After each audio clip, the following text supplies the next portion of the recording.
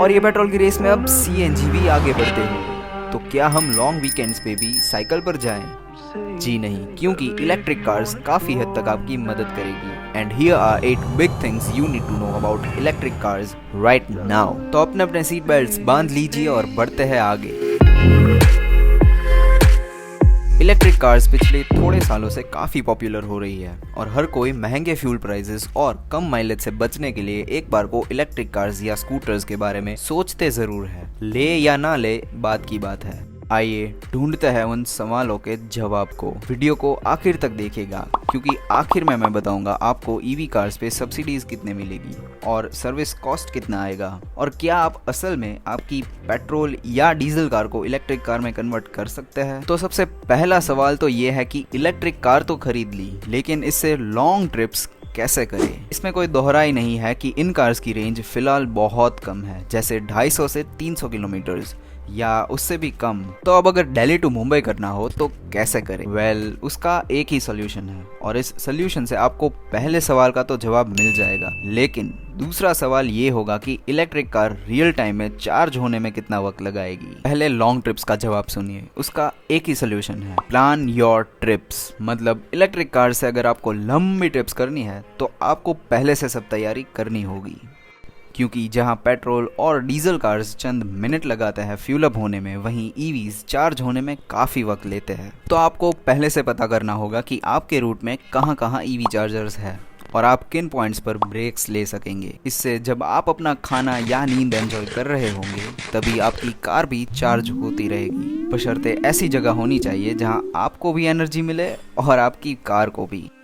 सुनिए, एक pro tip बताओ, आपकी कार को 80% तक ही चार्ज होने दीजिए, क्योंकि 80% के बाद चार्जिंग स्पीड स्लो हो जाती है। तो ये तो पता चल गया कि लॉन्ग ट्रिप्स कैसे करें, लेकिन आपकी कार को एनर्जी लेने में यानी चार्ज होने में कितना समय लगेगा, ये हर कार के ऊपर निर्धारित होता है। जितनी बड़ी आपकी जेब उतना ज़्यादा समय, मतलब जितनी बड़ी बैटरी उतना फुल चार्ज होने में ज़्यादा टाइम लगेगा। इसके अलावा आप किस चार्जर से आपकी कार चार्ज करेंगे वो भी मैटर करेगा। जैसे नॉर्मली 3 टाइप्स के चार्जर्स होते हैं। सबसे पहला टाइप है वॉल चार्जर्स, जो आपको सबसे ज़्यादा पब्लिक प्लेसेस पे मिलेंगे। ये सबसे ज़्यादा टाइम लेते हैं चार्ज करने में। उसके बाद आते हैं होम चार्जर्स। ये चार्जर आपकी कार ब्रांड आपके घर पे इंस्टॉल करके देंगे, जो वॉल चार्जर से फास्ट चार्जिंग ऑफर करते हैं। और आखिर में है फास्ट चार्जर, जो मेनली कार शोरूम्स या कोई पब्लिक प्लेसेस पे होते हैं, और नाम से ही फास्ट चार्जर्स है तो समझ जाइए। सो ऑल इन ऑल, आप जिस चार्जर से चार्ज करेंगे उतनी देर लगेगी। इससे एक नया सवाल ये मन में आता है कि चार्जिंग स्पीड का भी पता चल गया, लेकिन वो चार्ज तभी होगी जब एक चार्जर होगा, और उन ईवी चार्जर्स को कैसे ढूंढे? तो इसका जवाब यह है कि वैसे तो हर ईवी के साथ एक होम चार्जर आता ही है, जिससे आप अपने व्हीकल को घर पे भी कभी भी चार्ज कर सकते हैं, बशर्ते आपके घर में पावर कट ना हो। और हाँ, UP subscribers please don't get offended. लेकिन जब घर से बाहर हो तभी आप या तो अपने व्हीकल ब्रांड का इलेक्ट्रिक ऐप इंस्टॉल करके चार्जर्स की लोकेशन जान सकेंगे, और अगर वो साथ ना दे तो कोई थर्ड पार्टी ऐप यूज करके भी आप चार्जर्स की लोकेशन ढूंढ पाएंगे। ये ऐप्स मैप्स जैसे ही होते हैं। लोकेशन डाल के डायरेक्शंस फॉलो करके आप चार्जर तक पहुंच सकते हैं। एक बात पर ध्यान देना होगा कि ये चार्जर्स होम चार्जर्स से थोड़े महंगे होते हैं in terms of charging cost, क्योंकि कंपैरेटिवली इन चार्जर्स की चार्जिंग स्पीड काफी ज्यादा होती है। बट इन चार्जर्स का एक बहुत बड़ा फायदा ये है कि बीच रास्ते पे अगर आपको ये मिल गए और कार की बैटरी कम है तो आप फुल न समाएंगे। चौथा सवाल ये है कि कोई ईवी की रियल रेंज, यानी कि आसान भाषा में कोई ईवी कार की माइलेज कैसे पता लगाए। वैसे देखे तो फिलहाल तो इतनी ज्यादा वैरायटीज ऑफ ईवी रोड पे चल नहीं रही, because it's still on evolving phase. So मोटा मोटा आपको इंडियन ईवी कार्स के रेंज के बारे में आइडिया होगा ही। जैसे नेक्सॉन ईवी की रियल रेंज है 190 to 200 किलोमीटर्स, और नेक्सॉन ईवी मैक्स की है 250 से 260 किलोमीटर्स। इसके अलावा MG ZS EV की रियल वर्ल्ड रेंज है 330 किलोमीटर से 350 किलोमीटर्स तक। बाकी कार्स के लिए आप ऑनलाइन सर्च कर सकते हैं। मैं ये भी कह सकता था कि कंपनी क्लेम रेंज भी देख सकते हैं, लेकिन फिर वो ARAI टेस्टेड होती है, जो रियल वर्ल्ड रेंज से ज़्यादा ही बताते हैं। तो चलिए ये बातें तो हो गई ऑन रोड के बारे में, अब थोड़ा खर्चे के बारे में भी बात कर लेते हैं, क्योंकि बिजली का बिल तेरा बाप भरेगा। अब पांचवा सवाल ये है कि ईवी कार पेट्रोल और डीजल कार की तरह लेने को तो ले ली, लेकिन उसका सर्विसिंग का खर्चा भी कहीं उतना ही तो नहीं आएगा। जी नहीं, ईवी कार्स का सर्विसिंग कॉस्ट इतना ज्यादा नहीं आता, क्योंकि इसमें ना ही इंजन, पिस्टन, ट्रांसमिशन या क्रैंकशाफ्ट आता है। जो है वो बस ब्रेक पैड्स, एसी, टायर्स और सस्पेंशन ही है, और इन चीजों के सर्विस का खर्चा उतना नहीं आता। ऑन एन एवरेज एक नेक्सॉन ईवी का सर्विस कॉस्ट 2 से 3 हजार रुपए ही आता है, जो इंजन कार्स से तो काफी कम है। कई जर्मन कार ब्रांड्स ये सुनने के बाद अच्छा चलता हूँ दुआओं में याद रखना, कम travelling cost check, low maintenance check, अब क्या डिस्काउंट्स भी मिलेंगे?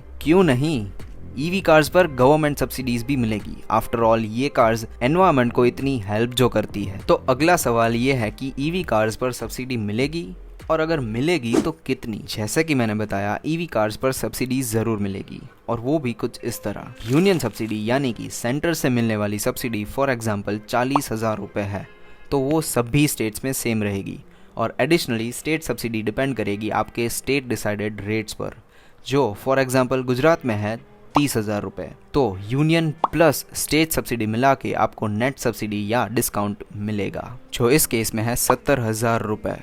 फाइनली बात करेंगे कि क्या आप अपनी डीजल या पेट्रोल कार को एक इलेक्ट्रिक कार में कन्वर्ट कर सकेंगे या नहीं। पर उससे पहले एक छोटा सा सवाल ले लेता है कि कितने टाइम पीरियड के बाद आपको अपनी ईवी कार का बैटरी पैक चेंज करना पड़ेगा, क्योंकि आफ्टर ऑल एक बैटरी में सेल्स होते हैं जो टाइम के साथ खत्म हो ही जाते हैं। फॉर एग्जाम्पल आपके टीवी रिमोट के सेल्स को आपको थोड़े टाइम बाद चेंज करना पड़ता है, वैसे ही कार के बैटरी सेल्स भी थोड़े टाइम बाद डिग्रेड होने लगते हैं, और बैटरी चेंज करना मतलब कार के ऑलमोस्ट 60% कॉस्ट को फिर से इन्वेस्ट करना। बट कंपनीज आपको बैटरी पे अराउंड 8 साल की वारंटी देते हैं, इसीलिए 8 साल तक आप कवर्ड रहते हैं।